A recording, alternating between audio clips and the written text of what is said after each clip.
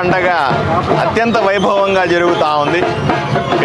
గ్రామాన మొహరం పండగకు సంబంధించినటువంటి ఎంతో గొప్ప ఏర్పాట్లు చేసినారు.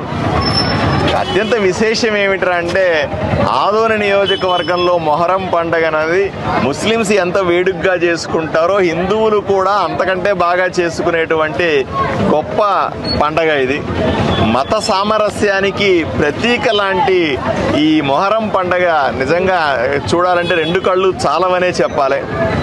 చాలా ముస్లిం సంబంధించినటువంటి సంవత్సరం మొదలైన తర్వాత 10వ రోజు ఇది.